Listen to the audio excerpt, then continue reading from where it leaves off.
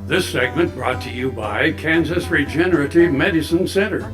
Your stem cells, your health, your life. And here we are again. This is Around Kansas. In case you just tuned in. Yeah. I mean, yeah, at first we do a lot of nonsense, but then we really get into some pretty cool stories. So yeah. Kicking and screaming, we're dragged into some pretty good stories to get away from the nonsense. Well, this is a really great one. Mm-hmm. African American History Trail in Kansas. And of course, being a historian, this is one that's very close to my heart because Kansas was founded, in the very heart of the matter, whether or not we're going to be a free state or a slave state. And at the time when whether or not slavery would be expanded into the western part of the country. And of course, that ripped the nation in two. And Kansas is right at the heart of that. But it's not just at the heart of the controversy, it's at the heart of black people finding a home in the midst of that, and then after the war. And so the Exodusters, it's a very famous story, of freed slaves coming out of the South. The first Kansas Colored, the Buffalo Soldiers. We've got all that early history, but then it goes on and on and on. And this is about kind of a bringing together of all those eras and all those different stories. So, yeah, I love the story. The Kansas African American Museum, formerly the Venerable Calvary Baptist Church, was once the cornerstone of Wichita's vibrant black community. It was built in 1917 when the congregation's leaders worked nights and weekends, separate and apart from their jobs, to finish the church.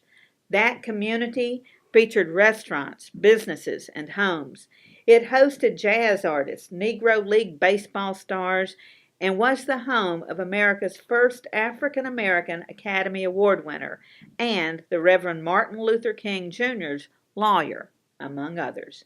Its newest project is the African American Kansas History Trail. As recipients of the Institute of Museum and Library Services grant, the museum will collaborate with partner sites to distinguish and tell the story of the African American contributions to Kansas at its various historical sites, chronicling the people, places, and events that created this rich history. The sites and the stories they tell are varied in location, era of time, and cultural influences. It truly encompasses the entire state.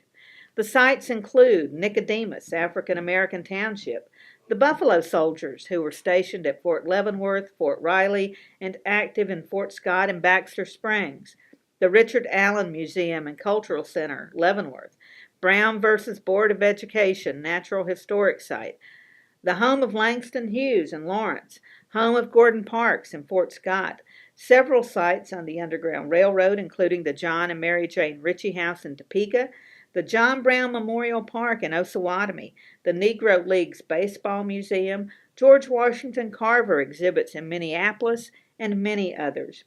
It is the intent of the partnership to form an alliance to support and sustain the sites along the trail, to elevate public awareness, to develop educational programs, and to celebrate and share this history throughout the nation. Visit the museum's website for more information on this exciting partnership. Person who's involved in ag production and cattle ranching, Bill Rischel here in North Platte, told me about Kansas Regenerative Medicine. And after talking to Dr. Pope, we did a lot of reading and researching, looking on the internet about it. I guess the thing that impressed me is that he told me, he said, if we don't think it's going to help you, we're not going to do it. I thought that was a very good approach. I'm a former athlete, played college basketball, played overseas after college, had some severe trauma on the right ankle, right knee, joint in my hand also. This brace is what I had to wear all the time. Now I don't wear this during the day. That's a real improvement for me. My knee doesn't bother me.